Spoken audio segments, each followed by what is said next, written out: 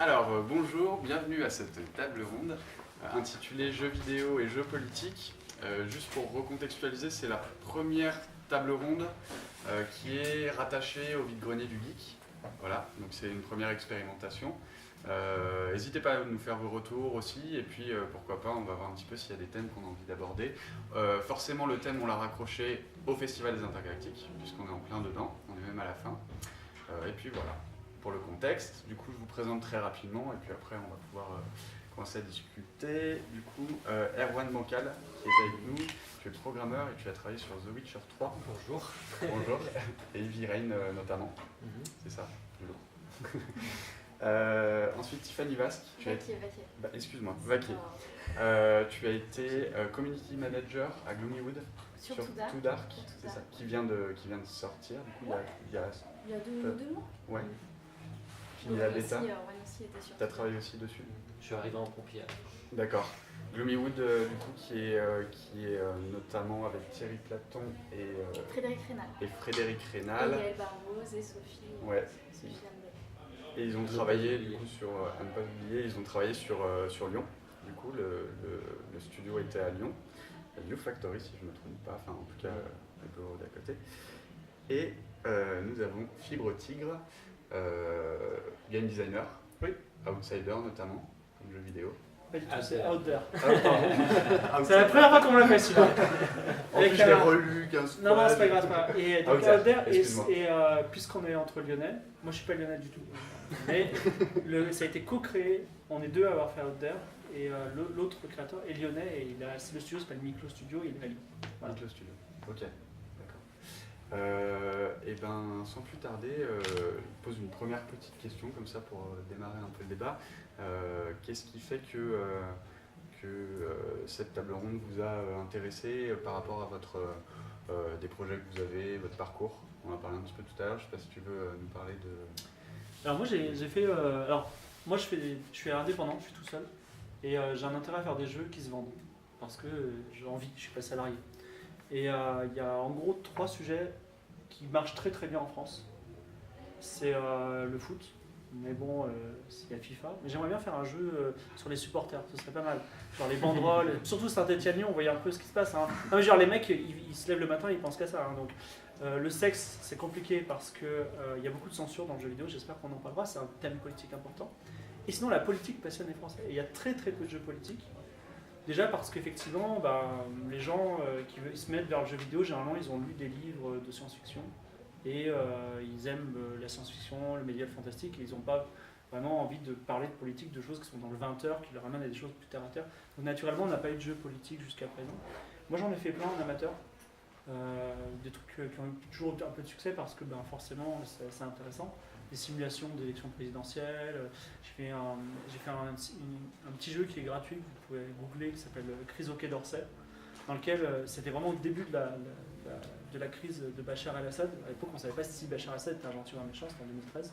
Et en gros, on est ministre des Affaires étrangères pendant 1 mois, il faut prendre des décisions, et on perd tout le temps. Voilà. Mais c'est pour montrer que la situation n'a pas de solution.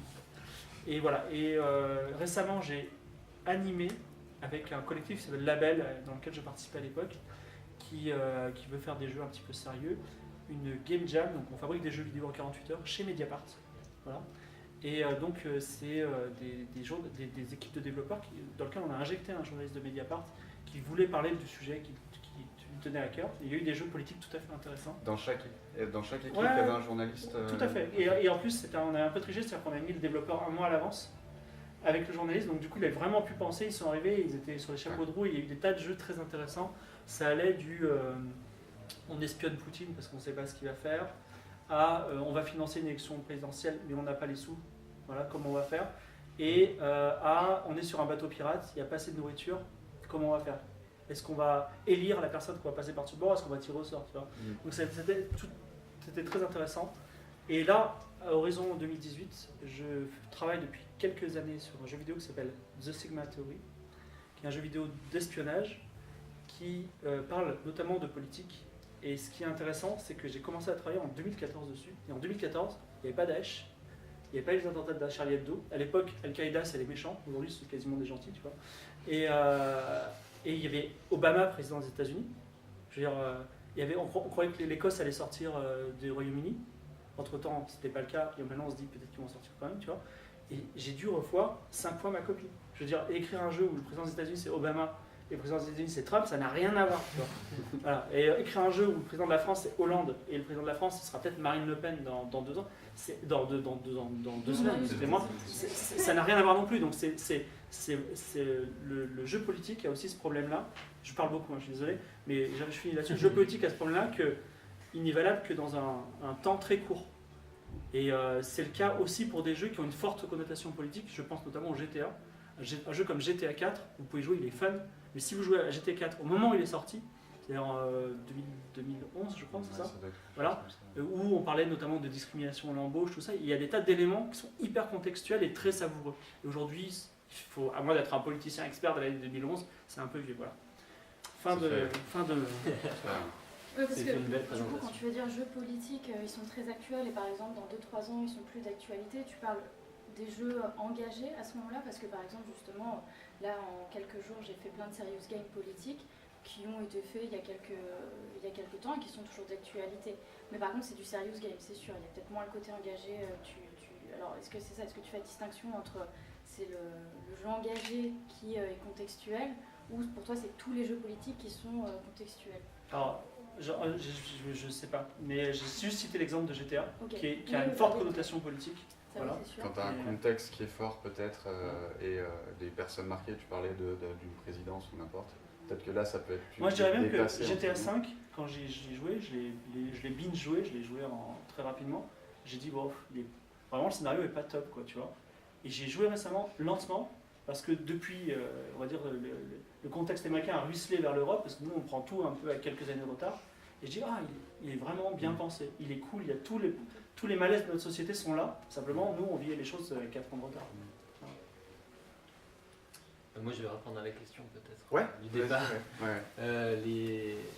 Moi la politique dans le jeu vidéo, je l'ai vu dès le départ. Pour moi tous les jeux vidéo sont politiques.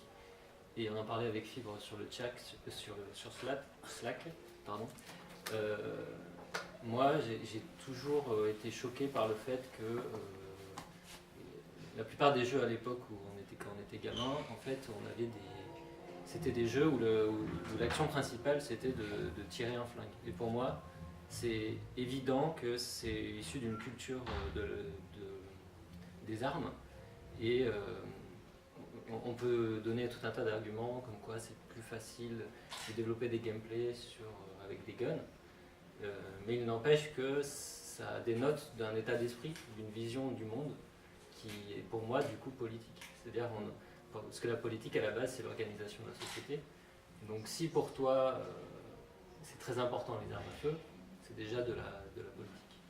Bon, on le voit bien en Amérique, vu qu'il y a beaucoup d'Américains qui trouvent que les armes personnelles sont un droit civique. C'est-à-dire que si tu leur enlèves ça, les mecs, c'est l'émeute, ils foutent le feu partout. Et il faudra aller les chercher, les armes. Il y aura probablement plusieurs sièges. Je dirais même plus, tu lis un livre qui a été écrit en 1890 qui s'appelle Alan Quatermain et les mines du roi Salomon. Alan Quatermain qui est un personnage dans les Ligue des Gentlemen Extraordinaires, tu vois. Dans ce livre, le mec, en chapitre 4, il rencontre un troupeau de gnous et il les tue tous, tu vois. Et il est vachement fier et c'est vachement bien, tu vois. Ouais. C'est abominable de lire ça, tu vois. Et je suis sûr que dans 100 ans, les gens diront, mais putain, en 2015, les jeux, c'était des simulateurs de meurtre. Et vous vous rendez compte, les gens, comment ils étaient. Et effectivement, on ne se rend pas compte de la monstruosité des jeux qu'on a. C'est dans les jeux, dans la plupart des jeux vidéo qui sortent aujourd'hui, on tue des gens, et quand on tue des gens, on a de l'argent. On est récompensé. On est récompensé. Par de l'argent, hein, pas t'as moins de soucis, tu vois. Parce que... Après, je pense qu'il ne faut pas non plus tomber dans la diabolisation, forcément. Ouais, parce que comme tu le disais, c'est aussi un type de gameplay qui fait que quand tu joues à Counter-Strike par exemple. C'est très constructif à bien des égards, ce genre de jeu. Mais après, je trouve dommage qu'il n'y ait que ça, en fait. Et après, tu parlais des jeux qui se revendiquent comme politiques, comme par exemple, celui que tu citais, c'était quoi déjà? GTA, mais je sais pas si... ouais, non, ça c'est un peu différent. Mauvais exemple. Mais plutôt, moi je pense à Papers, Please, ou This War of Mine, je fais peut-être une présentation. On peut, alors n'hésitez pas s'il y a des titres qu'on a. Qui connaît Papers, Please? Ah, super. Alors, vite fait pour ceux qui ne connaissent pas, Papers, Please, c'est un jeu qui vous met dans la peau d'un travailleur, d'un chômeur en fait, dans une dictature Il n'est pas soviétique. chômeur, il est agent de contrôle. Oui, justement, mais au début, tu es chômeur. Ah, oui, c'est chômeur. Et tu es dans une république dystopique soviétique et qui n'existe pas. Donc une dictature, communiste, comme on a pu en vivre en Pologne par exemple. Et en fait, vous êtes tiré à la loterie du travail, et vous avez un travail. Et votre travail, c'est d'aller contrôler les frontières, contrôler les papiers des gens. Et en fait, ça va vous mettre dans un gameplay où vous allez avoir un tout petit bureau où vous allez avoir de plus en plus de papiers à vérifier, à gérer. Ça va être une galère monstre pour gérer les papiers, de faire passer les uns par-dessus les autres. Et l'idée, c'est que vous devez contrôler les gens et dire est-ce que vous êtes légal, est-ce que vous pouvez passer ou pas. Sauf que par exemple, donc il y en a qui trichent, qui essayent de tricher, vous les repoussez, ceux qui sont légaux, vous les faites passer. Mais des fois, il y a un mec qui arrive et qui fait voilà, moi je suis super content avec ma femme, on veut rentrer et tout. Alors lui, il est en règle, pas de problème, et puis il passe. Sa femme arrive, et elle n'est pas en règle. Et là, démarre le jeu en fait. Donc c'est-à-dire que vous pouvez choisir de la laisser passer ou pas. Et ça, c'est un jeu qui est passionnant parce que là, on parle vraiment, pour moi, de politique, sans pour autant parler de Fillon, quoi. D'autant plus que je crois qu'à l'intérieur, ensuite s'ajoute l'histoire personnelle de celui que tu incarnes et qui doit respecter des quotas pour avoir ses prises, pour avoir, etc. Donc, si par exemple, alors du coup il y a la pression familiale derrière, c'est-à-dire qu'il faut nourrir votre famille et votre gamin il est malade, il faut lui payer des médocs, si vous ne lui payez pas des médocs, il meurt. Donc il y a des moments où on peut faire passer des gens, sachant qu'il y en a certains qui vont faire des bêtises après et que ça va vous faire du mal par la suite. Il y en a qui vont faire des choses bien, qui vont vous donner des bonus, mais vous savez. Il y en a aussi qui vont vous soudoyer, qui vont mettre un petit billet dans le passeport. Voilà. Oui, exactement. Vous le faites passer et vous avez besoin de d'argent. Par exemple. Voilà, donc c'est. On va peut-être pas trop se voilà, mais voilà, c'est un jeu très intéressant. Et c'est aussi une démonstration qu'on peut prendre le métier le plus ennuyeux du monde, tamponner des passeports et faire un bon jeu avec. Un excellent jeu. Et This War of Mine, c'est un autre exemple qui, pour moi, d'un jeu qui arrive à parler de politique sans être vraiment dans la politique, par exemple, simulateur d'élection, ce genre de choses. C'est This War of Mine qui s'inspire du siège de Sarajevo, je crois, fait par des Polonais. Ouais, tu confirmes? Ouais, je crois que c'est Sarajevo. Et du coup, en fait, c'est un jeu de guerre, mais vous jouez un civil. Donc là, il n'y a pas d'armes, enfin il y a des armes, mais en fait, c'est un jeu de survie, un petit peu comme Don't Starve, je ne sais pas si vous connaissez, où il faut récolter de la nourriture, des objets pour crafter, pour construire des objets pour survivre, construire des outils. Et en fait, c'est un jeu qui va vous mettre... En fait, quand on débute, on n'est pas très fort, et du coup, souvent, ça se résume à ça, c'est soit on va faire du mal aux autres survivants, soit on meurt. Donc on a des moments où, par exemple, on crève la dalle, et c'est soit on pille les retraités du coin, les voisins du coin, on leur vole leur nourriture pour se sauver de nous-mêmes, soit on meurt. Et en fait, c'est des choses qui se sont vraiment passées en vrai. C'est-à-dire qu'il y a beaucoup de survivants de sièges qui disent on a été salauds parce qu'on n'a pas eu le choix. Et c'est un jeu qui a été inspiré de plusieurs témoignages de gens qui ont survécu à des sièges. Et ce qui est aussi intéressant, c'est que c'est un jeu qui passe le message suivant, c'est-à-dire que face à la pire des situations, vous serez tous des salauds. Vous allez tous vous transformer en des bêtes, en fait. Mais que si vous avez... Et là, le deuxième message, qui est plus constructif, enfin les deux sont constructifs, mais... Le deuxième message, à mon avis, c'est que quand on est quelqu'un de très compétent, de très débrouillard et de très efficace dans ce qu'on fait, ben on n'a pas besoin de devenir cette bête. Parce que ce jeu-là, une fois qu'on devient assez fort, on peut le faire sans faire de mal aux innocents, en fait. Enfin, en tout cas, très largement. Du coup, je dirais plus l'entraide, en fait. Le cumul des compétences fait qu'effectivement, tu peux t'en sortir à plusieurs. Parce que tu peux finir le jeu tout seul, mais ça veut dire que les autres Ah, tu veux parler de l'équipe que tu incarnes? Voilà, ouais, chacun a ses compétences et du coup tu dois les gérer, donc c'est plutôt la solidarité. Oui, Bon, il y a après, ça j'ai aussi. vu comme ça, Ouais, mais si, c'est si. peut-être un bisounours, mais c'est Non, plus c'est la ça. solidarité qui fait que tu arrives à te sortir du jeu. Ouais. Et un petit truc intéressant, c'est que tu as quand même un lien avec l'extérieur, avec la radio, Oui. et tu peux écouter ce que disent plutôt les milices, justement. En fait, c'est hyper compliqué politiquement ce jeu en vrai, parce qu'il y a l'État qui s'est complètement laissé déborder par des milices.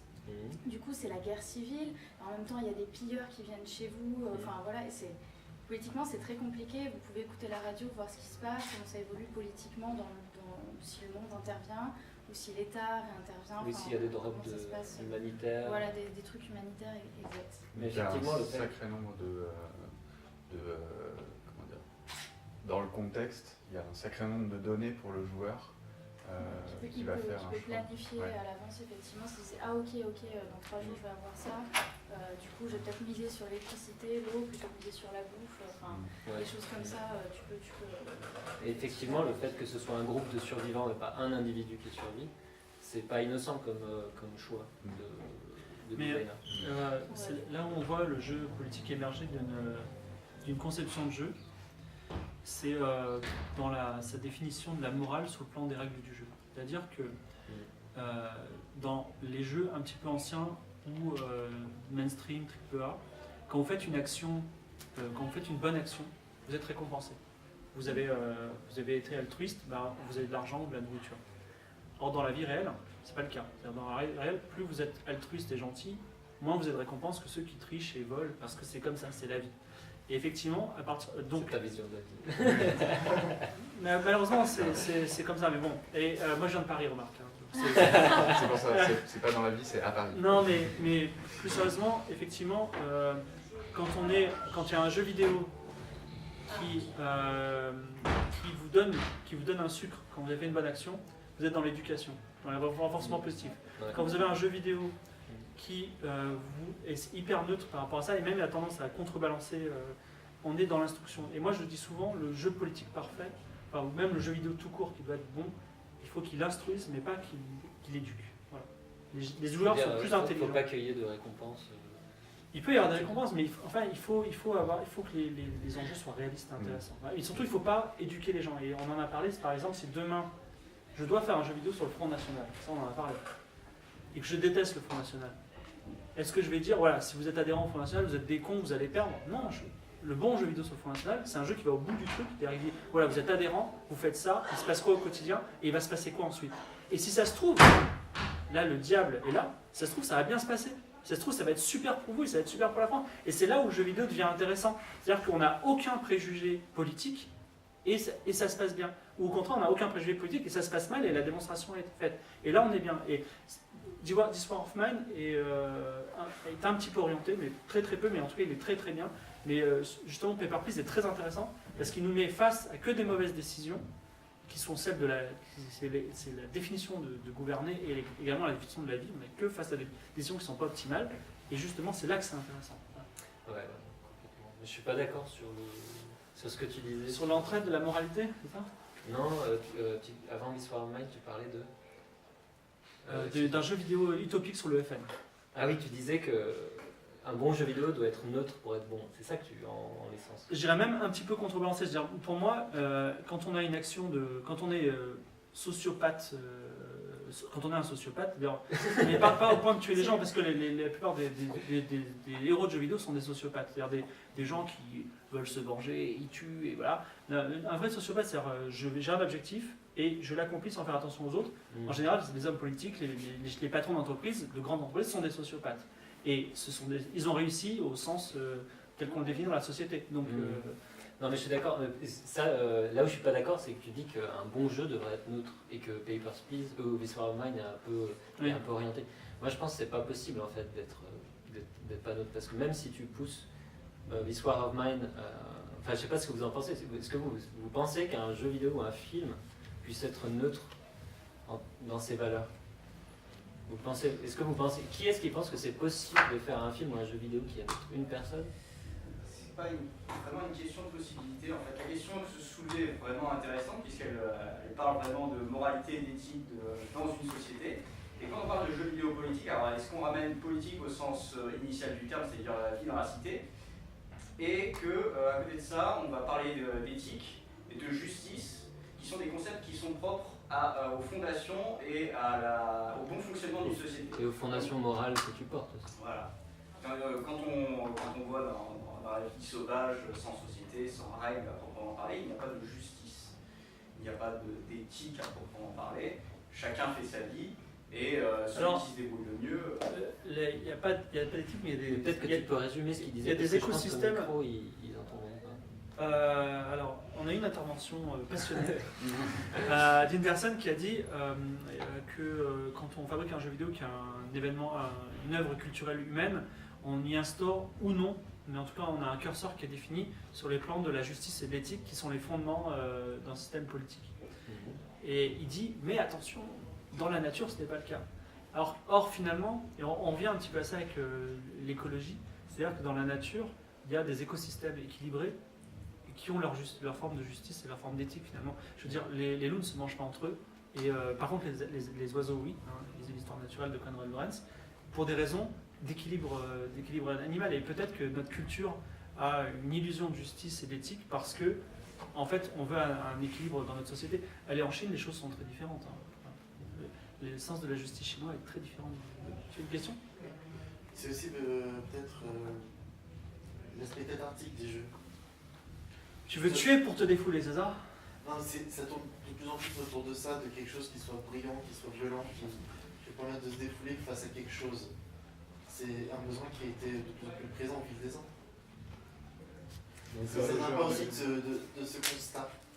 J'étais partie, je me suis fait cette réflexion sur la catharsis, justement. Oui, la violence, ça c'est quelque chose de vrai, que ce soit par les films, la littérature. Et je me suis dit aussi, j'ai pensé aux jeux où tu joues en coopération avec d'autres. Enfin, coopération. Tu as ton équipe, toi tu joues ton joueur, mais tu as ton équipe, et tu te retrouves face à des situations, et tu vas voir que chaque personnage de l'équipe, finalement, il a sa propre manière de penser.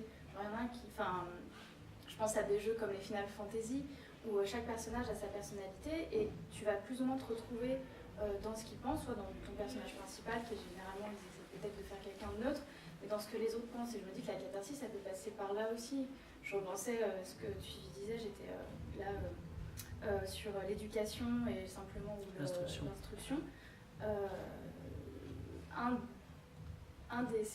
Je sais pas comment expliquer ça, mais les catharsis, c'est pas quand ça passe pas. Quand on peut se défouler. C'est ce que ça veut dire. Mais il faut arrêter avec ça, je veux dire. Non, mais au 19e siècle, les gens ils se battaient en duel parce qu'il fallait sauver l'honneur, c'était une forme de catharsis. Les Japonais ils voulaient pas le port du sabre jusqu'à je sais pas quoi pour l'honneur et pour aussi parce qu'il faut se battre, on est des hommes. Je veux dire, à un moment il faut évoluer. Non mais je veux dire, naturellement, moi personnellement je mange de la viande tout le temps, mais je veux dire, on va vers une civilisation qui va ne pas manger de viande, et c'est par un soft power super cool, et je trouve ça très sain. Et je pense que de la même façon que les végétariens montent en puissance un petit peu dans la société occidentale, on va arriver à un assainissement du jeu vidéo qui aujourd'hui est un truc pour débiles. Non mais vraiment, et c'est mon métier, je dirais pas jusque là. Mais non, mais qu'est-ce que tu voulais dire Non, par rapport à la que la catharsis catharsis, ça passe pas forcément par la violence, mais que justement un propos qui peut. Enfin, c'est vrai, c'est ce qu'on dit généralement la catharsis, voilà, mais ça peut être autre chose, ça peut être un moment, une émotion, une parole, et que justement ça passait par là, et que. Alors, c'est flou, hein, mais dans ma tête, ça l'est moins. Un peu en mode. En fait, la catharsis, dans l'histoire. Si j'aurais un exemple avec la catharsis pour toi, ce n'est pas que la violence, ça peut être tout simplement une bonne histoire. Une belle histoire. Ouais. Une belle histoire, et que. Alors, l'exemple que j'avais justement, parce que c'est le jeu qui m'a marqué en étant petite et qui a fait que j'avais peut-être un terrain au niveau de l'éducation qui le permettait, mais c'est Final Fantasy VII en fait. En termes d'environnement, on en parle tout le temps. Non, j'ai rien dit. Parce que pour moi, c'est le jeu, quoi, il m'a marqué. Parce qu'il y a l'environnement, parce qu'il y a la solidarité, parce qu'il y a l'altruisme, parce qu'il y a l'amitié, parce qu'il y a énormément de ces choses-là. Et justement, dans le jeu, tous les personnages ont des pensées différentes. Ils ont des manières de réagir qui sont différentes face à des situations. Et que le fait de les entendre, ces réactions, te permet de dire « Ah, peut-être que je pensais ça, mais finalement, en avançant dans le jeu, je me rends compte que ce qu'il a dit, c'était pas vrai, je suis pas trop d'accord. » Et du coup, ça te permet de le formaliser, de le voir formaliser, d'évacuer quelque chose qui te permet de te construire. Ouais. Est-ce que... À partir de toute une échelle de réaction. De réaction, voilà. Non, mais si tu veux des sensations fortes, tu mets un jeu de bagnole. Et voilà, et il y en a qui sont vraiment tendus, Ah tu oui, vois, à oui, il y en a Wipeout, qui- c'est genre, voilà. Moi, j'ai pas joué à Final Fantasy VII, ne tapez pas dessus. Non, mais ça arrive. De toute façon, C'est ça. c'est bien, parce que tout le monde en parle, Mais, voilà, mais Mais c'est. je suis super d'accord pour les jeux à histoire, moi ça me transporte. Après le mot catharsis, je sais pas forcément ce que ça veut dire, très bien. Mais par contre au niveau du jeu violent, je trouve que oui il y a des jeux hyper violents, hyper gore, où c'est un peu gratuit, où c'est tout dans le gore, etc. Mais je trouve qu'il y a une vraie évolution du jeu de shoot, même si je le désapprouve dans son fondement, qui va dans une direction qui est beaucoup plus ludique, beaucoup plus proche du jeu que du simulateur de tuerie. Ça se voit notamment avec Overwatch. Moi je trouve que c'est un exemple flagrant de ce que je dis, parce que un très très bon exemple, parce qu'Overwatch ça reste un jeu de shoot, et il y en a peut-être que ça va étonner que je le décrive comme ça, parce qu'ils ont raison en fait. C'est pas le feeling d'un jeu de shoot quand on joue à ça. C'est plus du travail un peu. C'est un jeu qui encourage le travail en équipe par son gameplay, déclencher ses capacités au bon moment, etc., etc. Et c'est plus un jeu stratégique. Et ça reste un jeu de shoot parce qu'on aligne le pointeur sur un personnage. Mais ce que je trouve, tu vois, par exemple, un progrès, je trouve que c'est que la plupart des personnages n'ont pas un intérêt à tirer dans la tête des autres. Je trouve que ça. Fonctionner en fonction. Attends, je termine juste. Je trouve que. Mais ça dénote quand même d'un parcours, d'un chemin de réflexion des designers américains où avant le Graal c'était le headshot. Et il y avait que ça qui comptait, quoi. Je veux dire. Alors, je suis pas. Attends, je termine Non, mais juste. vas-y. Et du coup. Non, mais il y a des contre-exemples. Oui, bien sûr, bien sûr. Oui, il y a un ou deux personnages où il faut faire des headshots. Non, je parle des contre-exemples de jeux vidéo où Oui, bien sûr, bien sûr. Mais ce que je veux dire, c'est que dans l'évolution du shooter, après, il y en a d'autres modernes qui sont hyper gore et tout, mais ceux qui marchent le mieux, Overwatch, qu'est-ce qui fait le plus d'argent entre le dernier BioShock Infinite, qui est hyper gore, et puis un Overwatch, c'est clairement Overwatch. Et du coup, je me dis que les gens sont... On nous dit toujours non, mais si on fait des jeux violents, c'est parce que les gens les achètent. Mais finalement, c'est faux. Splatoon aussi. Ouais, Splatoon, excellent exemple. C'est quoi Splatoon? C'est un shooter. C'est un shooter, mais alors vraiment qui a été conçu pour les enfants, mais qui est joué par les vieux. Et en fait, le but, c'est de la peinture. En fait, le but, c'est de.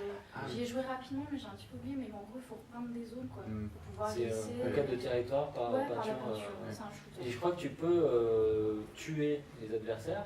Mais en les noyant dans la peinture, c'est pas ça? Ouais, je crois que tu Enfin, j'ai pas beaucoup joué, mais. Enfin, j'ai pas du tout joué même. J'ai juste vu des vidéos. En tout cas, ça a été pensé comme un shooter pour les enfants, parce que de toute façon, c'est que sur enfin, Ça ressemble plus à un jeu de. Les jeux pour enfants où il faut se lancer des ballons dessus. Ouais. Comment ça s'appelle? Dodgeball. Bataille. Enfin, Ouais, ça ressemble plus à une bataille de ballons à eau qu'à une. de toute façon, on s'éloigne un peu du. Si, ouais, si peut-être politique, on peut recentrer, mais c'est très intéressant le shooter. Je pense que de toute façon on en est arrivé à parler de shooter parce qu'il y a un événement politique à l'intérieur aussi, et c'est toutes les formes de choix. Je ne sais pas si vous avez, pour revenir sur la politique, si vous voulez parler de la censure maintenant, peut-être qu'on Moi, je veux bien revenir sur Overwatch quand même. Tu veux Non, mais 2 minutes. depuis 1996, on a tendance à dire les jeux vidéo rendent pas violents. Parce qu'il y a une époque où tout le monde disait que le jeu vidéo rend violent. Et maintenant que le jeu vidéo apporte beaucoup plus de TVA à l'État que n'importe quoi d'autre, maintenant le jeu vidéo, tout le monde, 5 jeux vidéo apportent de l'argent. Et effectivement, aujourd'hui que le jeu vidéo est hyper admis et que TF1 va faire de l'e-sport, etc., il est temps de dire, bon, effectivement, il y a quelques jeux vidéo qui déconnent un peu. Il y a deux façons de voir Overwatch. Il y a une façon de voir Overwatch comme un joueur de haut niveau, comme tu l'es certainement, c'est-à-dire que... Ouais. Non, mais un bon joueur, c'est-à-dire qu'effectivement, tu abstrais tout, et on est une sorte de jeu d'échecs. De temps en temps, les situations se figent, on se positionne, on a des stratégies. Mais ce qui est dégueulasse dans Overwatch, quand tu regardes ça de loin, c'est que c'est des vidéos de promotion super cute avec des personnages de dessins animés, et les enfants regardent ça. Et effectivement, tu as 3 ans, tu vois Overwatch, il n'y a rien de plus beau au monde. Ça leur parle, mais complètement.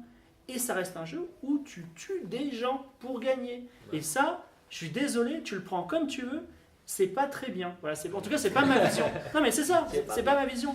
Et, non, mais je suis d'accord avec toi là-dessus. Et je pense que si j'avais un enfant aujourd'hui, je pourrais pas l'empêcher de jouer à Overwatch parce que c'est le truc le plus cool du monde. Mais je préférais qu'il joue à Splatoon de loin. Voilà. Et même gameplay. Hein. On dit dit souvent que, je me permettrai rapidement Ouais. d'intervenir, que il y a forcément, bon c'est parce qu'on est dans une société qui est normée comme ça, mais il y a forcément un moment où l'enfant il va vouloir faire piou piou dans Mais la non, vraie pas vie du tout. avec, Mais pas du tout. dans mec. notre Mais société. non, mais Mince, attendez. on m'a menti. Mais non, mais Ah, c'est je veux tellement dire, d'accord. il y a pourquoi on va aller au cœur du sujet. Quand on sort un jeu vidéo aujourd'hui, 40%, quel que soit votre jeu vidéo, 40% de vos acheteurs, ce sont des Américains. Et 100% de vos distributeurs, c'est-à-dire les magasins dans lesquels il y aura votre jeu vidéo, qui aujourd'hui sont des magasins dématérialisés, ils sont américains. C'est-à-dire c'est l'App Store ou Google Play sur mobile et c'est Steam. Et ces gens-là, ils veulent que vous fassiez de l'américain. C'est-à-dire que vous ne pouvez pas parler de sexe, vous ne pouvez pas, même pas montrer un sein, vous ne pouvez pas faire de torture sur les animaux, vous ne pouvez pas montrer un drapeau confédéré, je ne sais pas pourquoi. Mais En vous tout pouvez cas, torturer des gens. Vous pouvez torturer, tuer des gens sans problème, et plus il y a et c'est pour ça que, et aujourd'hui un développeur de jeux, un jeune qui dit je rêve de faire des jeux vidéo, qui n'a mangé que des jeux vidéo qui sortent sur ce store américain, c'est le serpent qui se mord la queue, il va dire bah, je vais faire un jeu où on tue des gens et on aura de l'argent. Et c'est ça, et je veux dire, on parle beaucoup de tuer jusqu'à présent, qui est quelque chose de mal, mais l'argent, je veux dire, dans un jeu vidéo, les marchands sont immortels. C'est-à-dire que quand vous avez un marchand de calages pour tuer des gens, le type, vous ne pouvez pas le tuer pour prendre ses calages. Non, non, il faut que vous rapportiez l'argent de tous les gens que vous avez tués, vous dites je veux une meilleure calage et il vous la vend. Alors que normalement, dans la vie réelle, tu le braques, tu prends tes calages et tu t'en vas. Ou même tu le braques, tu prends l'argent et tu t'en vas. Et je veux dire, il y a un côté d'immortalité de l'argent et de sacralisation du système financier où que vous alliez. Vous avez, des fois c'est des pièces d'or, des fois c'est des dollars, des fois c'est un nom bizarroïde, mais vous avez toujours cette sacralisation de l'argent. Et ça, ce n'est pas français, c'est américain. Et c'est hyper américain. Et ça, je veux dire, ça vient, oui. C'est capitaliste C'est en fait. capitaliste. Enfin, je pense qu'on non, peut- mais je veux dire, moi, On est personnellement, bon pour vendre des armes en France quand même. mais Fibre à vous le. non, mais moi, Est-ce qu'on est débutant? mais on n'a pas, à part le fusil de grand-papa dans le placard, pas beaucoup de gens ont des armes à feu Oui, dans les c'est mains Ouais, et ont et cette c'est vrai situation. que je rejoins dans les jeux, il y a quand même cette idée de possession, d'argent, d'objets, de choses comme ça. Effectivement, il y a quelque Mais chose oui, de mais malsain vis-à-vis de notre rapport au. C'est super Alors, malsain. est-ce Et moi, que- personnellement, est-ce qu'on- chez Miklo, on a un dogme qui est pas d'argent et pas de combat. Tous nos jeux, il n'y a pas d'argent et pas de combat. Mm. Et il y a des restaurants par contre. Alors là, il y en a plein. C'est ce qui m'avait fait. J'avais beaucoup aimé ce parti. Oui, dans Outder, Du on coup, peut trouver des tonnes d'or. Est-ce que quelqu'un veut intervenir sur le sujet? Non. Ça me fait penser à un Allez-y. truc qui est aussi, vous parliez tout à l'heure, c'est de plus en plus. C'est vrai, quand on regarde 35 ans en arrière, quand Mad Max est sorti, c'était le film à pas aller emmener voir ses enfants, c'était interdit aux moins de 16 ans, et encore, les gens trouvaient ça, le public trouvait ça trop violent. Aujourd'hui, on regarde Mad Max, c'est moins violent que ce qu'on voit à la télé à 18h, les séries télé. Le dernier Mad Max? Non, Ou, le premier. le premier qui est sorti Ah oui, oui. fin des années 70, c'était le scandale. Il était interdit aux moins de 16 ans et il voulait que ce soit interdit aux moins de 18. Quand on regarde aujourd'hui, il n'y a rien. Par rapport à n'importe quelle série télé qui passe à 18h à l'heure où tous les enfants sont devant la télé. Il y a aussi, je trouve que c'est un peu, comme vous disiez aussi, on a un temps de retard par rapport aux États-Unis. Il y a aussi une espèce d'addiction où il en faut toujours un peu plus, un peu plus, un peu plus, et ça ne peut aller que crescendo. Où est-ce que ça va s'arrêter et où est-ce qu'on va redescendre? Tu résumes? C'est aussi les, Ouais, les jeux de TRT japonais qui sont toujours de plus en plus tordus, voire même glauques. Je sais pas, des nouilles chaudes ou de l'huile versée, ça peut aller très très loin. Qui va un peu dans l'humiliation violente. Et il y avait même eu un documentaire en France sur la zone extrême, sur la Running Crime. Jusqu'où on pouvait aller dans la Ah oui. télé. Mais qu'il y ait de la torture, c'est une chose, mais l'arme à feu, c'est quelque chose de très particulier qui n'est pas dans notre culture à nous, les Français. Voilà. Je propose que la prochaine table ronde soit sur la violence dans les jeux vidéo. Vraiment, ouais. Clairement, il y a énormément de choses à dire en effet, et puis on se rend compte qu'on On dévie un peu. on dévie un peu, et puis on se referme, mais c'est très intéressant sur un genre particulier, enfin un gameplay particulier, qui va être le jeu de tir, le jeu de shoot, qu'on peut appeler le FPS aussi, à la première personne.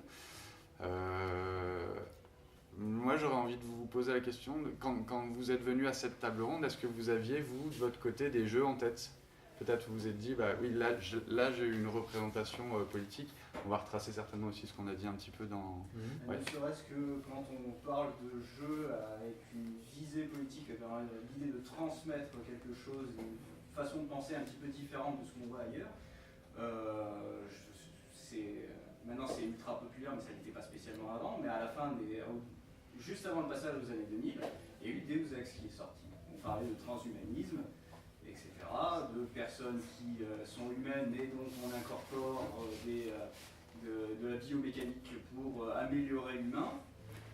Et déjà à l'époque, il y avait des débats. Est-ce que c'est bien? Est-ce que transformer l'humain va apporter quelque chose de nouveau, quelque chose d'intéressant, ou plutôt va diaboliser l'humain d'ancienne génération, en fait, qui ne vaudra finalement plus rien, puisque l'être humain augmenté sera le nouvel espoir de l'humanité. Et donc, avec le succès en fait de ce genre de débat de politique, où on dit vraiment que dans le jeu vidéo, au-delà d'être un support ludique, c'est un support qui peut amener une véritable réflexion.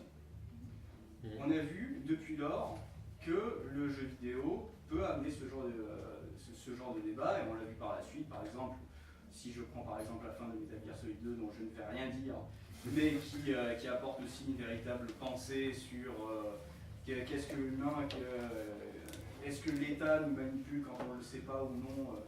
Et au fur et à mesure des années, on voit que le jeu vidéo est devenu de plus en plus politique, à un débat de plus en plus profond. Évidemment, quand on sort du jeu casual, évidemment, dans Mario Kart, il n'y a rien de politique. Il y a quand même dans les jeux... C'est pas la même volonté de faire politique dans le jeu. Exactement. Je parlais de Metal Gear, le premier aussi, le tout premier était Même déjà dans le premier, c'est vrai. Mais il y a une volonté de vouloir apporter plus au jeu vidéo qu'un simple côté ludique. Je sais pas si vous avez un... Bah, on va peut-être résumer. Donc, je sais pas, je pense que le micro, il atteint. Quentin, le micro, il aura. est-ce que ça derrière. enregistre derrière ou... Oui, ça enregistre, c'est un micro d'ambiance. Ah, d'accord. Parfait. Bah, nickel. Super. Okay. Et vous avez t'entends. jusqu'à 2 heures d'autonomie, mais bon, on va limiter ça. Oui. On a jusqu'à écart Voilà. les 10 et Moi, je veux bien Ok. parler de civilisation. Tu veux bien parler de civilisation? Est-ce que ça vous vous connaissez va Civilisation ou pas? Oui, beaucoup. Alors, Civilisation, c'est un jeu que je trouve horrible parce que c'est un jeu dont vous êtes chef d'une civilisation et l'objectif est de génocider physiquement ou culturellement toutes les autres civilisations. Et dès que vous en avez assassiné une, vous avez un conseiller qui danse, qui dit « Ouais, plus que 6 civilisations à tuer !» Ce qui est comme atroce. Et là, C'est encore, dans lequel ça? non, mais dans tous, 5 dans tous, ils sont heureux, ils sont là, ouais, tu vois. Oui. Et bon, T'exagères un peu. non mais Ouais. ce qui est Je suis intéressant, d'accord avec toi. non, mais ce qui est intéressant, c'est qu'aujourd'hui, par exemple, il y a ce genre. D'ailleurs, on pourrait prendre tous les genres du jeu vidéo, le RTS, le FPS, le 4X, c'est quasiment des jeux. Le 4X, le 4MX, c'est l'extermination. Qu'est-ce que ça veut dire? Oui. Ouais, explore, expand, something et exterminate. Voilà. Et donc, en gros, voilà, il y a toujours cet aspect de je ne peux exister que si j'extermine l'autre. Et la condition de victoire, c'est que ça. Et or, c'est peut-être 1 pour 1000, je pense, du potentiel des jeux vidéo possibles. À titre vraiment expérimental, je suis en train de faire un jeu là, enfin, vraiment dans mon coin, dans lequel on est 3000, si j'ai arrivé à avoir autant de joueurs un jour en tout cas, et on peut gagner que si, toi tu peux gagner que si les 2999 sont d'accord pour que ce soit toi qui gagne. Voilà. Donc ça c'est l'inverse, c'est-à-dire que personne ne meurt, mais en plus il faut vraiment convaincre tout le monde. Non, c'est moi. C'est un peu des mini-élections en quelque sorte, mais donc en gros tout le monde a de l'argent. Et on va dire tout le monde met 100 € virtuels. Je croyais qu'il n'y avait pas d'argent dans tes jeux. Ce sera d'autres. Non mais j'abstrais un petit peu pour simplifier. Et en gros, celui qui est élu par tout le monde, il gagne l'argent. Mais donc une stratégie gagnante hyper simple, c'est de dire si je suis élu, je vous redonne tout l'argent, par exemple. Mais comment se distinguer par rapport aux autres? Donc ça, c'est des petits jeux avec des mécanismes complètement différents. On n'est pas dans l'extermination de l'autre. Voilà. Et on est même dans la collaboration, de quoi a besoin de l'autre. Et ça, c'est ce type de jeu, sans vouloir être cucu ou nunuche, hein, on peut faire des jeux vraiment, je pense, badass sur des thématiques de coopération. Quoi. Je suis bien d'accord. Alors j'ai 2 remarques. Vas-y. Tu veux peut-être commencer? Non, pardon, Non. non, je pensais juste à le jeu de Peter Molineux ouais, justement. Avec Lequel? le dernier. Vous avez dit Godus. Black and White? Voilà, Godus. Avec Non, le ouais, bronze. Black and White évidemment, mais je pensais au dernier où où il fallait taper des blocs et Ah, que le cube. Et cube. le dernier cube, le dernier a tapé le cube. Voilà, le dernier à taper le cube, ça, mais c'était tout. Terre en fait. Euh, Puisque Moi, C'est un sur, Oui, du coup. sur Civ, j'avais une autre. Moi, Ouais. je le vois un peu différemment parce que dans Civ, on peut gagner culturellement sans avoir à. Je crois qu'il y a des victoires dans le 5 où tu peux gagner sans vraiment avoir non plus annexé des territoires, c'est pas un génocide culturel, c'est juste que tu as atteint un certain score culturel. Donc, Oui, La victoire au point. la victoire avec la science aussi, avec la fusée. Et puis on peut Oui. Proxima du Centaure, on envoie une colonie et on a gagné. Quoi. Oui, non, mais je suis d'accord avec ça. Mais moi, ce qui m'avait le plus choqué dans Civ, c'est que j'avais adoré ce jeu où j'avais mes unités médiévales et tout. Puis moi, j'adore ça. Bon. Et puis à un moment, paf, le jeu m'impose des grosses usines qui polluent, quoi. Et là, j'ai arrêté de jouer à Civ. J'ai arrêté là. Je peux pas. Et en fait, du coup, moi, je joue à Civ en extra long. Là, je me rappelle plus où tu. En fait, un tour, c'est 5 ans au lieu de 50 ans. Et je me rappelle plus exactement des détails, mais du coup, je passe mon temps dans les périodes de renaissance médiévale, et puis après, je m'arrête là, quoi. Et tu voudrais qu'on passe des fermes au complexe hyper écologique sans passer par la case usine. Ben, Ça, ouais, en il y a fait, une c'est transition ça, comme oui ou SimCity, non, mais ouais, transition écologique. qu'il y ait une autre voie possible que de passer par l'industriel. C'est marrant parce hyper que polluant, ton tu discours c'est celui de Claude Allègre. Non, parce que Aïe, aïe, aïe. quand les Chinois ont voulu avoir, quand les 2 milliards de Chinois ont voulu tous avoir une voiture, on a dit ah bah non c'est pas très bien, ça va polluer la terre. Et Claude Allègre a dit mais attendez c'est dégueulasse, ces pauvres Chinois, nous on a tous une voiture, pourquoi les pauvres Chinois ils auraient pas le droit à une voiture, on s'ingère dans un truc. Mais ça c'est là que c'est intéressant, c'est-à-dire que tu te dis je ne veux pas d'usine polluante, mais c'est malheureusement une étape. Et là le jeu ce qui est intéressant, il t'instruit, on n'est pas dans l'éducation. Bah, De toute façon, en disant c'est une étape indispensable. Voilà. Ça va être Et mieux c'est là où ensuite. c'est politique, c'est que le développeur, il pense qu'il est neutre en Ouais. disant, Ah. de mon point de vue du monde, ça c'est neutre, il faut passer, après la Renaissance, il faut passer par l'étape industrielle. Il y a Moi, je tellement suis un pas jeu- d'accord pour dire ça en fait. Pour moi, c'est déjà politique de dire ça. Pour moi, il y avait d'autres voies possibles. On n'a pas choisi celle-là. Effectivement, ça peut paraître neutre de dire que c'est l'évolution naturelle de l'espèce humaine, parce que c'est ce qu'on a fait. Mais à mon avis, il y avait d'autres choix. Tu peux aussi C'est exterminer pour ça. la planète avant qu'il y ait les usines. C'est une autre façon de sauver. Yeah. Ouais, c'est vrai qu'on a finalement, on n'a pas trop, dans ce genre de jeu, on n'a pas d'autres visions, d'autres chemins possibles, quoi. C'est Dans intéressant. ce jeu-là, non. On n'en a pas. Est-ce qu'il y a un jeu Anno 2084, il me semble, où tu avais la possibilité de commencer justement très tôt, au Moyen-Âge ou encore avant, mais tu finissais dans l'espace. Et du coup, peut-être que ce type de jeu permet justement, tu es obligé d'imaginer la suite. À ce moment-là, on revient dans la science-fiction. Tu passes peut-être en effet par des contextes complètement ingérés où on est obligé de passer par l'industrialisation ou autre. Et puis ensuite, il me semble que dans ce jeu, ils ont été obligés Mais même dans, d'ouvrir des voies. même dans Civilization 1, juste après, tu as des centres après les manufactures, tu as des centres de recyclage. Donc tu peux même avoir des zones de pollution et envoyer des travailleurs spécialisés les nettoyer. Donc tu vas pas bazarder la planète, mais lui, il aurait voulu passer à travers, passer à côté. Bah, par exemple, j'aurais voulu mais pouvoir... code ton plugin. À nos chemins. Hein, oui, c'est une bonne idée. Moi, j'aurais voulu pouvoir, par exemple, que ma civilisation choisisse de faire des investissements technologiques lents, de progresser dans les technologies de manière bien plus lente que culturellement, par exemple. Donc que sa culture soit la première chose dans laquelle on investit, et la technologie, elle vient que quand on est sûr de bien pouvoir l'utiliser, car science sans conscience n'est que ruine et de l'âme. C'est une très bonne remarque. Et là, justement, Et- Civilization, c'est un jeu qui considère que la culture est un développement technologique. Voilà, mais c'est déjà un progrès, Et c'est aussi un parti pris politique. bien sûr. Tu Bien sûr. Tu parlais du programmeur, on peut peut-être passer un petit peu, on va arriver doucement à la censure aussi, je pense là-dessus. Les choix qui sont faits par les game designers, les programmeurs et les programmeuses,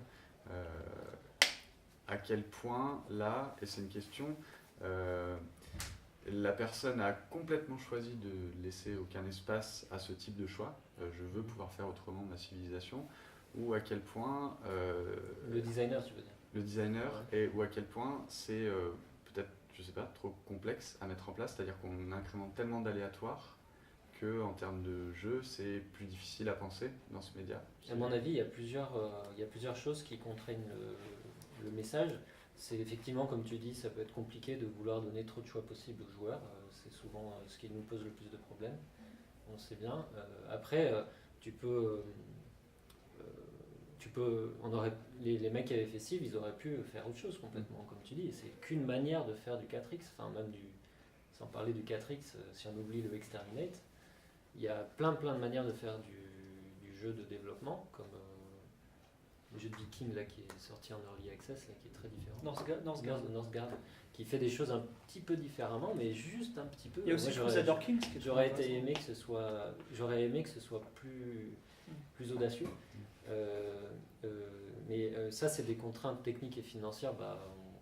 On fait un choix, quoi. Nos valeurs vont diriger ce qu'on va mettre en avant dans notre jeu. Sauf que c'est rarement le cas, en fait, qu'on puisse le faire. C'est que Fibre, c'est peut-être pas son cas, parce que lui, il a été indépendant presque dès le départ. Je suis toujours indépendant. Moi, j'ai été indépendant qu'un an dans ma vie, j'ai fait qu'un jeu comme ça. Un seul jeu. C'est-à-dire où j'ai vraiment décidé de qu'est-ce que c'était le gameplay, qu'est-ce que je veux faire passer comme message. Et le reste, alors il y a plusieurs ambiances. Il y a des ambiances qui sont vraiment à la Molineux, c'est-à-dire quelqu'un qui pense tout et tout le monde fait comme il dit. C'est souvent des environnements de développement où jamais personne n'est vraiment d'accord avec le message qui arrive d'en haut, jamais totalement, et il y a énormément de gaspillage. C'est-à-dire que ça passe souvent assez mal que quelqu'un impose sa vision sur une équipe entière. Pas forcément, Rivieren ça s'était pas mal passé, mais c'est typiquement... il y a beaucoup de studios qui marchent comme ça, avec un créateur, et les autres n'ont rien à dire. Les autres, c'est les ouvriers. Comme dans le cinéma hollywoodien Ça dépend. Après, il y a d'autres studios où je suis sûr que dans le cinéma hollywoodien, il y a des équipes qui travaillent plus de manière moins comme ça. Je ne connais pas moi. Et par exemple, sur The Witcher, c'était beaucoup moins comme ça. C'était une équipe où chaque designer pouvait apporter quelque chose à l'univers tant qu'il connaissait bien l'univers de The Witcher. Et il y avait vraiment une notion de création horizontale où il y avait, moi en tant que programmeur, j'aurais pu faire une quête si j'avais eu l'énergie pour le faire. Ouais. Bon, c'est des projets qui a beaucoup de choses à dire, mais pour ça c'était bien. Et là par exemple je travaille sur un projet, je ne peux pas révéler le nom parce que c'est vraiment un petit projet à la con. C'est un truc très, très classique, c'est une commande d'un client. Et ce client, en fait, il corrige toutes les phrases qu'on écrit dans l'histoire. Et il dit ça c'est dans l'univers, ça l'est pas. Et en fait, ils sont tellement chiants que en fait, on se retrouve à créer. En fait, c'est un univers qui met en scène des soldats semi-fascistes dans un futur dystopique. Pour ne pas révéler qu'est-ce que c'est l'univers, tout le monde a probablement tilté quel univers c'est. Ouais, c'est pas mal. Et en fait, à force de contraindre, vous êtes libre, mais il faut garder les contraintes de l'univers, totalement. Si c'est pas écrit dans le livre de règles, vous n'avez pas le droit de parler de telle ou telle chose. Du coup, on se retrouve à écrire des histoires de soldats, des histoires de bro-love, des histoires qui sont vieilles, trop vieilles et trop limitées pour être intéressantes. Et du coup, on a beau être en contrôle de ce qu'on veut raconter, on peut pas faire ce qu'on veut, parce que c'est pas nous qui avons la thune. sur des expériences, toi que tu as pu avoir, Tiffany, aussi de création. Alors là, il ne s'agit pas du tout de dire oui, dans cette boîte de prod, on est censuré ou autre, mais est-ce que ça a pu jouer pour toi aussi? Du coup, toi en Indé, tu n'as pas eu de soucis? Comment dire, même à deux, la personne avec qui tu travailles dit bah non, ça tu le fais pas. Et puis après, il y a la censure d'Apple, dont je parlais tout à l'heure. Ouais. Moi, j'essaie de pousser à fond, mettre des orgies sexuelles et tout, mais ça passe jamais. non, mais par exemple, il y a eu un changement énorme récemment, c'est qu'avant, Apple faisait tester les jeux par des humains qui regardaient le jeu et disaient celui-là est validé ou pas. Et en fait, dans l'été dernier, changement total. C'est des robots maintenant qui regardent. Et justement, on ne peut pas dire faire l'amour, mais copuler, ça passe. Et donc du coup, je mets le mot copuler et ça marche, c'est passé sans problème. Voilà. C'est vrai ça? Ah ouais, c'est Outer Chronicle, il y a le mot copuler, il parle de mais faire l'amour, ça... non, faire l'amour, ça passe pas, coucher avec, tout ça, mais copuler, ça passe. C'est-à-dire que tu as fait passer une C'est nappe scientifique, quoi, et ils t'ont retourné un verre. C'est bon. Ils t'ont retourné un mail avec marqué il faut pas faire l'amour. Non, mais les jeux, alors j'ai jamais eu le mail en question, mais les jeux sont retoqués quand les jeux sont renvoyés quand il y a des éléments qui ne sont pas approuvés par la politique d'Apple. Et d'ailleurs, elle est élastique, c'est-à-dire que déjà les événements peuvent la changer, parce que c'est une société privée. Quand il y a eu l'air de rien, par exemple, prenons un pays comme l'Iran. L'Iran, c'est un pays qui produit beaucoup de jeux. Ils ont un salon de jeux vidéo, ils ont 3 magazines genre Canard PC iranien, tu vois. Et ils ont, quand on va à la Gamescom, qui est un gros événement mondial du jeu vidéo, ils ont un stand vraiment très très gros dans la sélection B2B. Et bien quand il y a eu le Muslim Ban, du jour au lendemain, ils ne pouvaient plus vendre leurs jeux, puisque les seuls stores sont américains. Voilà. Et effectivement, il y a cette morale qui peut changer aux événements et qui est aussi élastique. Je vais vous dire laquelle, par exemple, quand il y a eu le Gamergate. Donc il y a un événement politique lié aux jeux vidéo. Et Tu peux recontextualiser. Donc Gamergate, c'était il y a 2 ans, c'était en été. Et alors il y a eu comment ça s'appelle ? Il y a eu un événement fondateur qui n'est pas très intéressant, je ne vais pas en parler, mais en gros il y a une faction de gens qui se sont définis comme des gamers. Okay. Donc ma vie c'est quoi ? Je suis gamer. Et qui en plus portaient des idées qui aujourd'hui sont au pouvoir en Amérique, c'est-à-dire des idées plutôt de droite, d'extrême droite, qui représentent Trump, on va dire, et qui ont dit, voilà, nous on en a assez de la tendance que les jeux vont à la diversité, à la mise en avant des femmes et des minorités. On n'en peut plus parce que les minorités restent des minorités, nous on veut des jeux qui nous représentent, on va dire.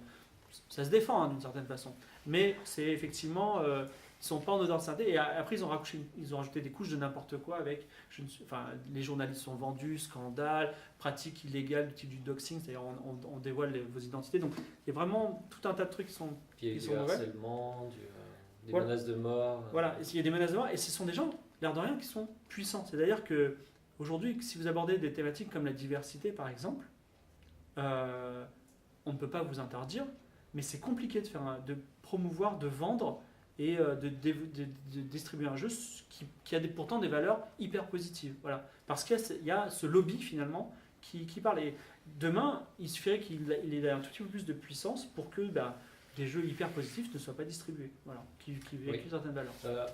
Je temporiserai un peu le truc. Pour moi, ce qui se passe avec Gamergate, c'est très très grave. Je suis d'accord avec toi. Je me rappelle notamment du moment où ils étaient à fond sur No Politics in My Video Games. Ouais. Mais rien que ça, c'était déjà politique.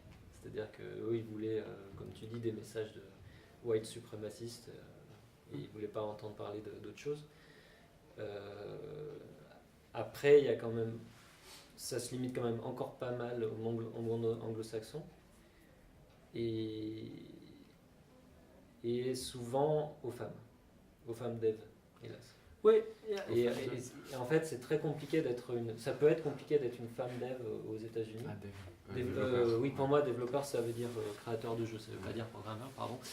Donc, si vous êtes créatrice et vous habitez aux États-Unis et que si en plus vous êtes féministe, là c'est dur. Donc je suis d'accord avec toi, mais je pense que... mais c'est dur au niveau même des magasins, c'est-à-dire que l'App Store peut dire Monsieur Arwan, vous avez fait un jeu formidable sur la promotion des femmes, sur qu'est-ce que c'est être une femme aux États-Unis par exemple. Maintenant, moi je ne veux pas avoir de soucis, je ne veux pas avoir de bad buzz, je ne veux pas que demain avoir des attaques d'os sur mes serveurs. Donc votre jeu, je vais le publier, mais je ne vais pas vous mettre en avant. C'était avant Gamergate, ça. Apple, en fait, depuis le début, il revendiquait le fait qu'il ne voulait pas de jeux politiques, donc de jeux qui se revendiquent vraiment politiques, sur leur store. Et bon, c'était eux qui jugeaient si votre jeu était politique ou pas. Donc, mais c'était avant Gamergate déjà. Ouais. Mais j'imagine que... Tout ça pour dire que... Enfin, il y a aussi quelque chose qu'on est en train de dire en filigrane finalement, c'est que si demain on pouvait avoir un magasin de jeux vidéo hyper neutre politiquement, universel, disponible dans le monde entier, ce serait super. Aujourd'hui, on l'a pas. Aujourd'hui, ce sont des magasins américains, on est soumis aux Américains, et on est soumis aussi, dans une deuxième mesure, à des entreprises privées qui, de fait, font ce qu'elles veulent. Si elles ne veulent pas te publier, elles ne te publient pas. Mais malheureusement, une entreprise qui a le monopole, qui refuse de te publier, t'es pas publié. Voilà. Vous aviez entendu parler du Gamergate ou pas ? Qui en avait entendu parler pour savoir un peu comment ça nous a atteint ? 3 personnes. Ouais. En France, c'est ce que tu disais, en France, c'est encore là très largement inconnu. Ouais.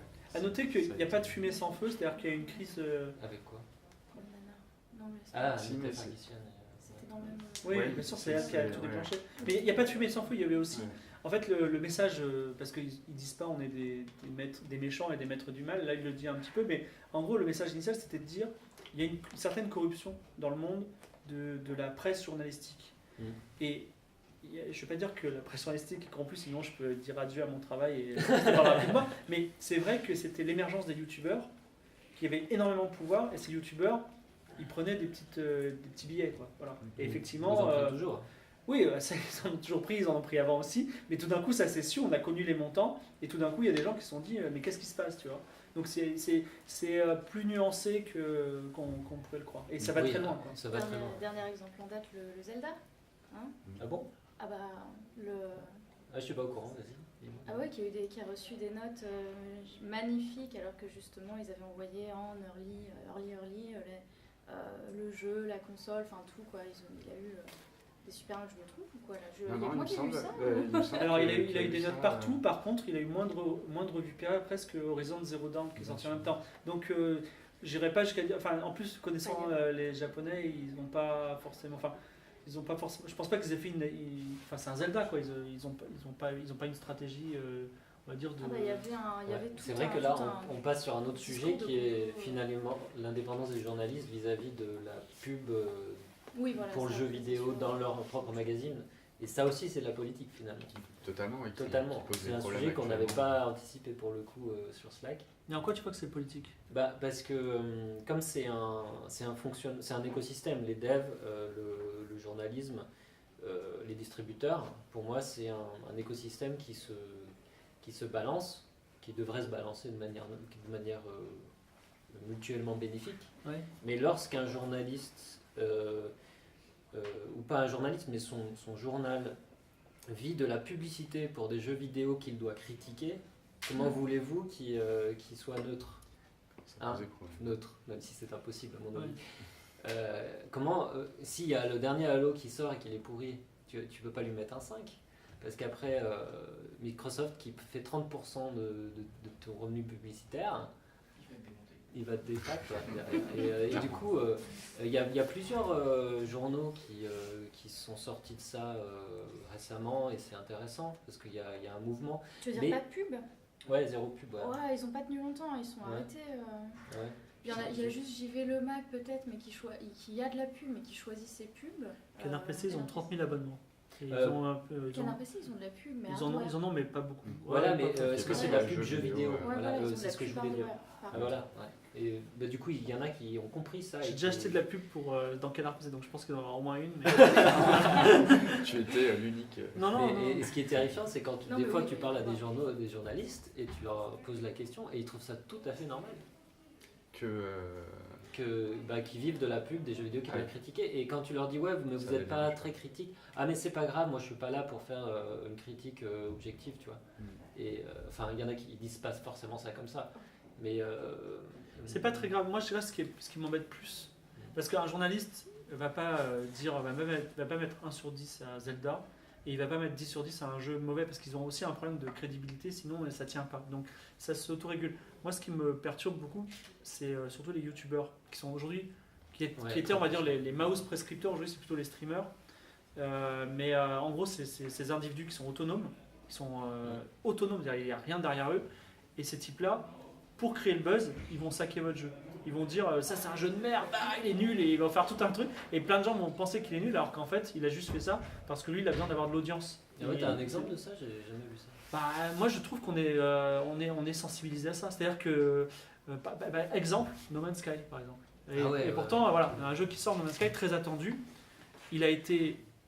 En plus, il nous a plagié, donc je peux en parler. Oui ou non? Oui, non, je suis d'accord. Il nous a plagié. T'as plagié un autre jeu. J'ai plagié quel jeu? Avec Outzer. De quel jeu? On en parle après? Non, mais ok, c'est bizarre. Mais... Donc c'est la première fois qu'on me dit ça. Ok. Si, c'est toi-même qui l'as dit dans ce studio. Non, j'ai. Le système de son, ça vient pas de. Ah, Mass Effect 2. Ça, c'est pour... Ah voilà, écoute. C'est un peu le centre de ton gameplay. Non, mais bon, en gros, donc No Man's Sky est un jeu très attendu. Il sort. Et comme il y a Sony derrière, et qu'il y a une toute petite polémique qui se profile, tout le monde en parle. Max de buzz. Et du coup, tout le monde s'est tous les journalistes, pour être premiers sur Google, sur les résultats Google News, ils se sont mis à en parler. Et donc, ils en ont dit du bien, après ils en ont dit du mal, après ils en ont dit du bien, en fait, il y avait une communication complètement floue parce que l'enjeu était d'en parler et d'avoir du clic. Et là, ça a été la fête, quoi. Et Les gens. Qu'est-ce Vas-y. que les journalistes y retrouvent à faire ça? Bah, À part du de la clic. vue, Du du clic. clic, donc de La l'argent. thune. Ouais, d'accord. Ça, c'était incroyable. C'est comme Pokémon Go. À un moment, quand Rachida Dati parle de Pokémon Go, en fait, elle veut parler de Rachida Dati, pas de Pokémon Go. Elle veut dire, regardez, je suis dans le coup. Et en plus, je parle d'un truc. Quand il y a l'association des automobilistes français qui fait ajouter un plugin à Pokémon Go en disant attention, je vois que vous allez un peu vite. Est-ce que vous êtes en voiture en train de jouer à Pokémon Go? Oui, Ralentissez. C'était juste pour montrer qu'ils existaient. On s'en foutait. Personne n'utilisait ça en voiture. Je veux dire. Bon, peut-être qu'ils utilisaient ça en voiture, mais les mecs qui utilisaient ça en voiture, ils n'allaient pas dire ah ouais, c'est vrai, il y a un avertissement, je vais pas l'utiliser en voiture. Ils vont quand même le faire parce qu'ils n'ont pas de race. Donc, je veux dire, D'autant plus que le bouton vert, c'était êtes-vous passager, le bouton vert, c'était non. Donc tu regardais de côté. Voilà, donc c'était. Donc Pokémon Go, typiquement, c'est un exemple. C'est-à-dire, les gens en parlent et sans aucun discernement d'objectivité ou d'information pertinente. Voilà.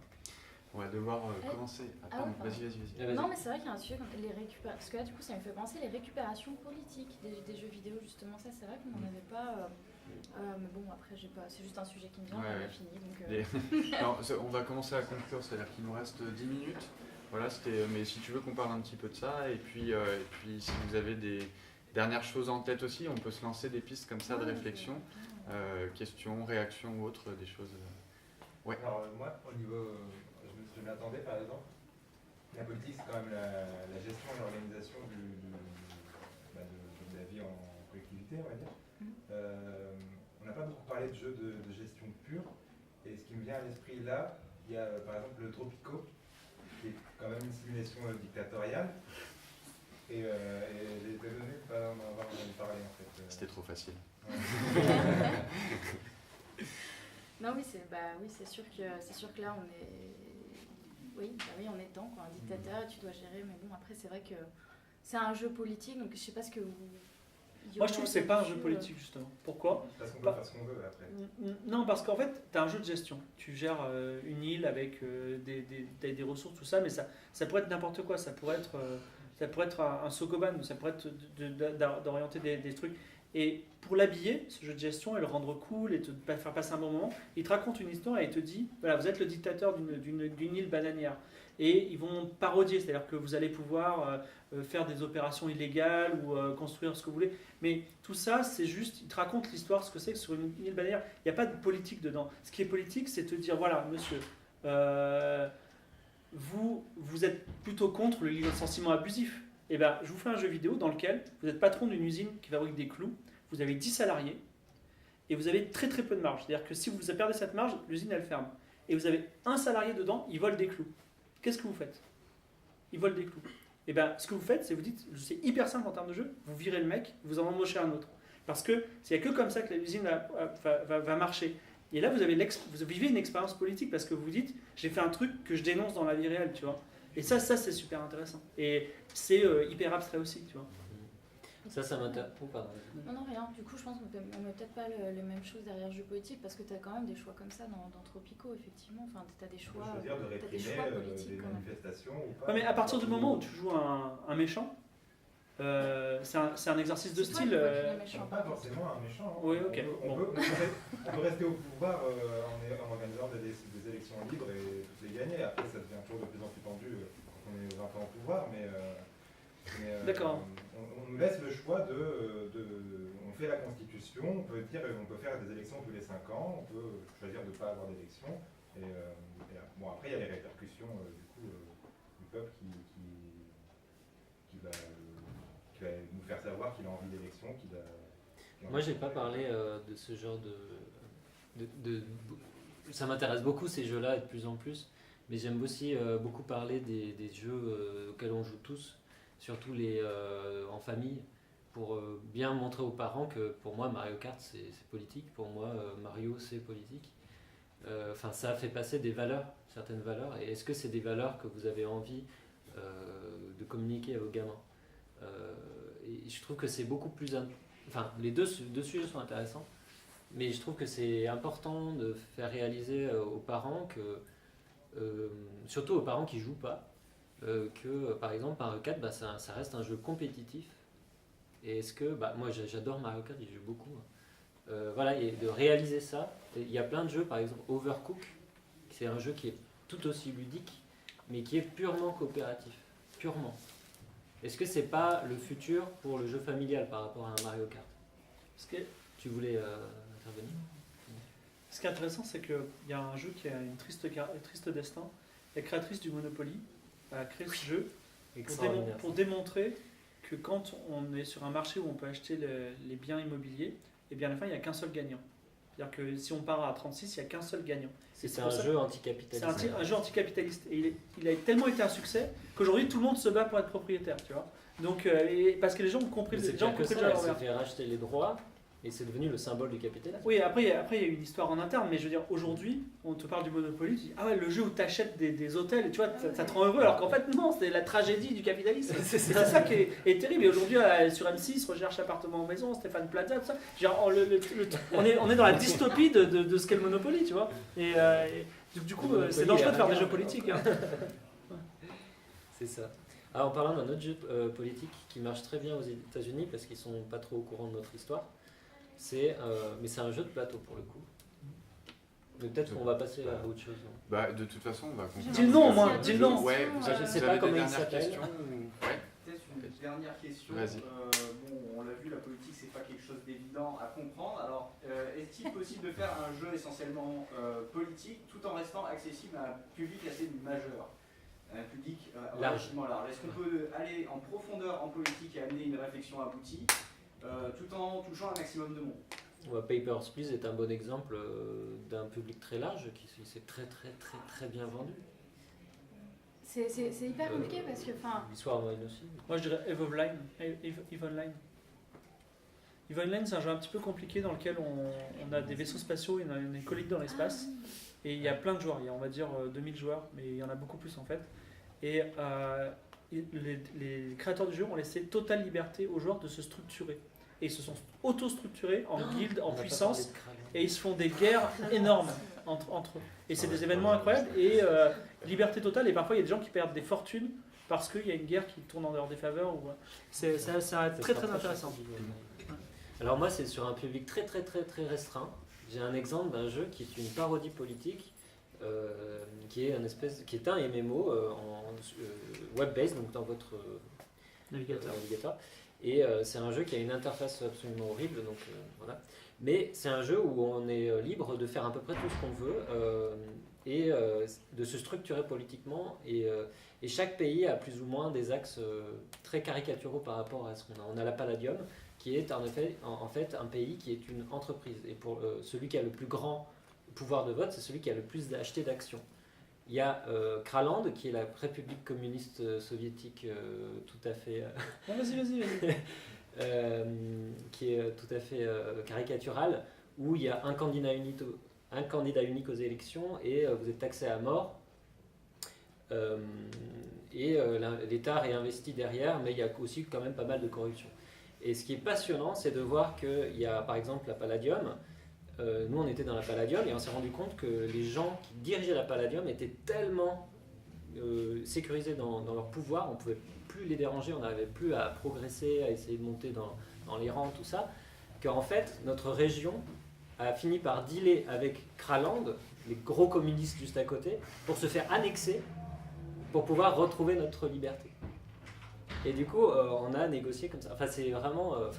moi, j'étais juste en observateur. J'ai des amis qui jouent assez régulièrement. Et c'est absolument passionnant du coup, parce qu'on voit les pouvoirs, les manigances politiques. Tu vois, c'est un jeu où on assume totalement la grosse magouille, quoi. Et du coup, on imagine un peu ce qui se passe là-haut en jouant à ça. Est-ce qu'on avait bien compris ta question de base? Est-ce que là, par exemple, on y a répondu? Parce que j'ai pas eu l'impression que tu parlais de ça. Pas exactement, en fait. Ouais. C'est comment, en fait... Quand on parle de politique, en dehors de la politique qu'on voit telle qu'on voit dans les médias, c'est-à-dire on parle de chiffres, etc., comment on va organiser une politique sur les 5 prochaines années à partir de financement, etc. On parle vraiment d'établissement de société, comment les humains s'organisent entre eux, et ça demande une implication en fait intellectuelle à l'intérieur pour essayer de comprendre le fonctionnement, qui peut amener les publics les moins initiés à s'ennuyer très rapidement en fait de cette complexité. Donc en fait, comment amener un jeu qui a une volonté vraiment de politique, de faire comprendre en fait ce qu'est la politique sans aborder des sujets partisans. Mais tu parles de quoi, de géopolitique, de politique nationale comme internationale. Hein. Il y a pas tu parles vraiment de politique. Politique au sens la vie de la Il y a eu des jeux Victoria, Crisis in the Kremlin, il y a eu vraiment des jeux, divers jeux. C'est pas trippant, c'est-à-dire que c'est des jeux qui simulent des modèles politiques. Or, je pense qu'à World of Warcraft, où on se met sur la gueule et il y a des gens qui magouillent, qui trichent, je sais pas quoi. Les guildes. Voilà, un simple jeu multijoueur, un loup-garou, il peut se passer plein de choses. Tu vois, voilà. Et moi, je te conseille de jouer à Papers, Please si tu n'y as pas joué. Si. Tu as joué? Oui, pour moi, c'est un truc qui a eu un impact de masse. Parce qu'il s'est vraiment beaucoup vendu. Il a fait 1 million de ventes. Il y a beaucoup de monde qui en a parlé, mais malheureusement, il n'a peut-être pas eu le succès attendu. Enfin, il y a beaucoup de gens qui en ont entendu parler, il y a beaucoup de gens qui ont joué. Oui, bah, c'est quand même très bien vendu. Après, tout est relatif, effectivement, face à un World of Warcraft. C'est pas la même chose. Bon, bah voilà. On va devoir conclure malheureusement. Merci beaucoup Merci à vous pour cette première table ronde. On peut très bien, je ne sais pas si vous êtes encore là un petit moment sur le festival ou quoi, on peut très bien aller boire une bière et continuer à discuter. Et puis voilà, on pourra voir les captations plus tard ou... Enfin, ça va être... Ce soir ou demain. Ah ouais, ok. J'ai une table ronde juste après sur les droits des robots. Attends, je bouge pas. Moi. D'accord. Ah ouais. Donc, Pas de bière pour toi, Sylvain. T'as une demi-heure de flottement, ça va. Ok, n'hésitez pas à la suite des captations aussi si vous avez des jeux vidéo à balancer, même sur le Facebook ou quoi, à continuer la conversation là-dessus. Merci à vous. Merci. Merci.